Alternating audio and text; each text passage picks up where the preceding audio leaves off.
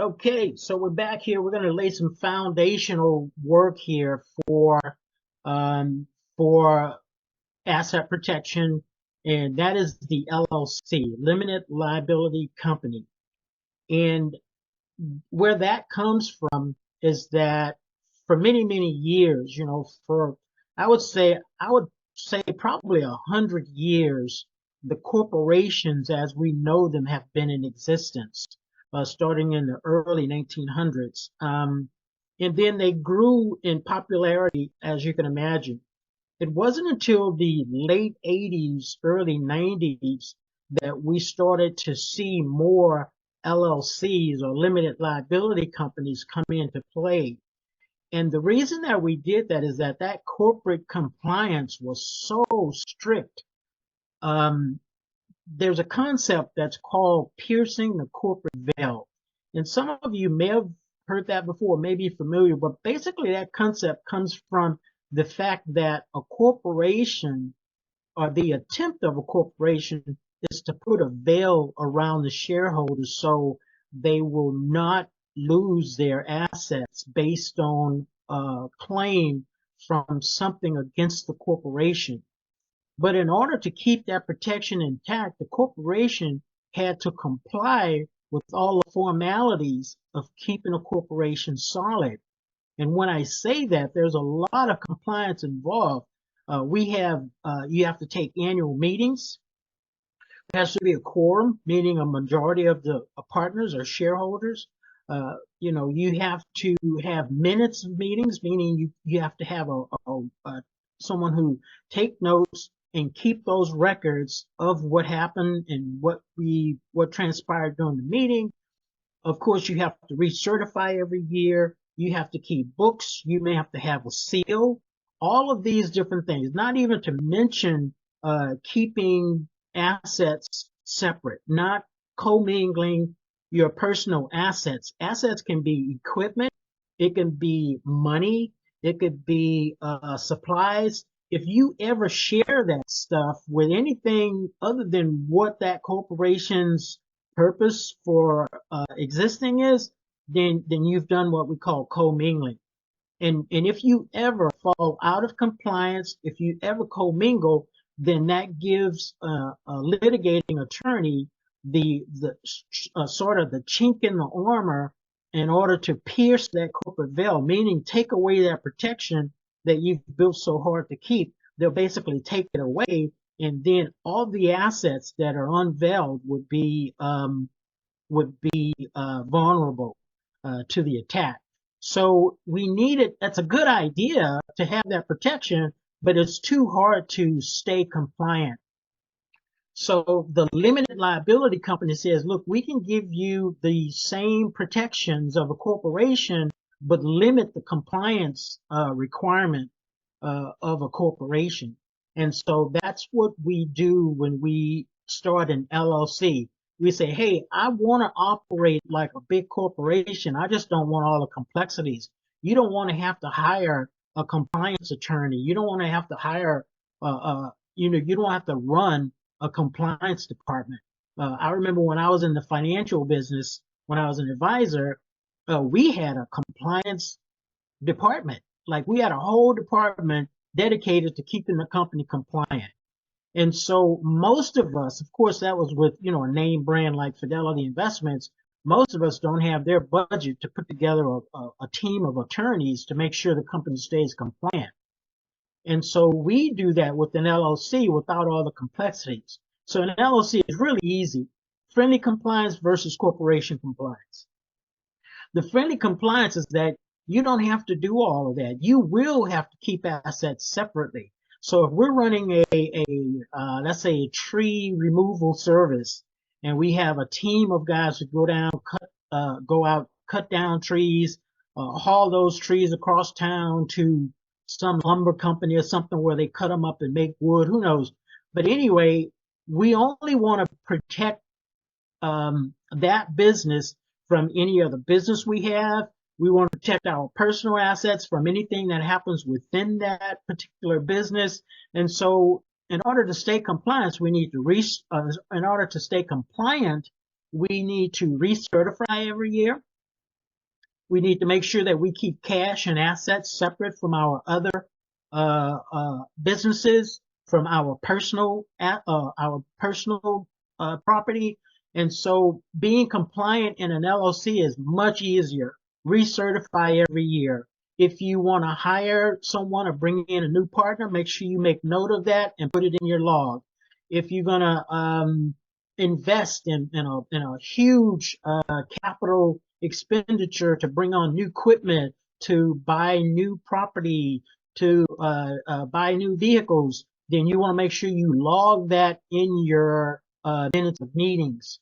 And so then you will have that as a record.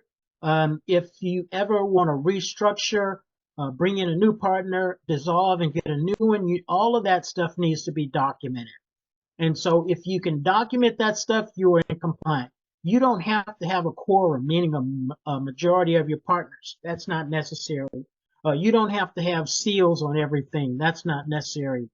You don't have to do a full corporate disclosure every year to the Secretary of the state where you live in order to remain compliant. Those are the complex corporate compliance issues that we try to get away from when we do an LLC. An LLC is relatively simple to start, and you see it online all the time. You see everyone offering to form an LLC for you. An LLC in and of itself is not hard. It's not hard to do. Most of you can do it yourselves. The hard part is protecting the LLC. The protection of an LLC comes from your operating agreement. It comes from you putting that LLC together correctly. Some states will recognize a single person LLC. Some states will not recognize a single person LLC. Some states require that there be multiple members in your LLC before they will give you state protection. So all of those matters are important. Now, when we talk about an LLC, it's about containing risk. It's not about eliminating risk. I'm not going to tell you that you can eliminate risk. It depends on how aggressive that person's attorney who's trying to sue you, how aggressive they are as far as limiting risk. We can tell you that we can put up borders and barriers and things like that, but there's no 100% guarantee with an LLC. I can tell you that even the weakest LLCs that I've ever seen put together have been a measure of protection because some attorneys don't take the time to look into it to see exactly what they're up against. And in those cases, even the weakest LLC will succeed. However, I don't want you guys depending on a weak LLC. If you're going to go through the arduous task of putting together an LLC, you want to make sure that that LLC has the teeth in it in order to fight people who are going to come after you. Now, getting back to containing the risk. So if I have multiple rental properties out there, let's say I own 3 rental properties.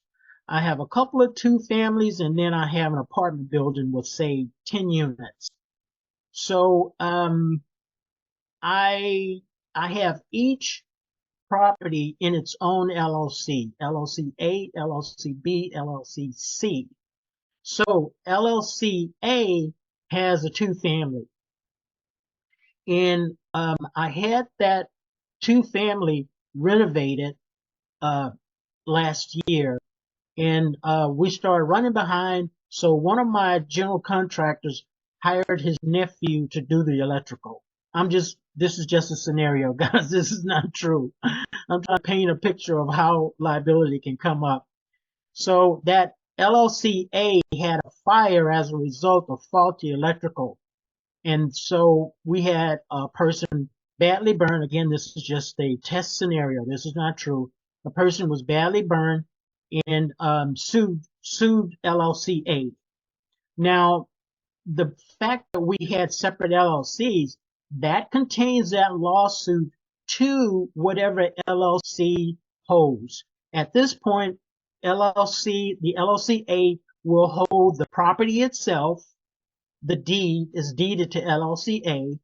we have a little bit of an operating capital in the bank that's in the name of LLCA, and a little bit of equipment, like, just, a generator or something like that, whatever. So that's an LLCA.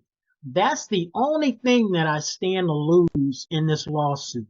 If the liability or the damages go beyond what's in LLCA, that's the end of the road for that person suing me, because that's all they can get. Yeah, they got my building. Yeah, they got my equipment. Yeah, they got my operating capital. And when I say operating capital, it should only be, you should only keep assets, cash within LLC enough to pay the bills monthly. I want you to keep enough in there to pay those bills. When those bills are paid, that capital should be close to zero. The reason I say that is because if this happened and I have excess cash in there, $100,000 just laying around, then guess what they're going to go after? That's easy. That's an easy target for them. So we're not going to make easy targets for these people to go after. So I would say that you're going to need a fourth LLC to keep your excess capital in it, and don't tie anything else to that fourth LLC, because then people are going to be able to grab into it, and we don't want to do that. We'll talk about that more in detail. But for right now, I want to let you know that we separate those assets to contain the risk.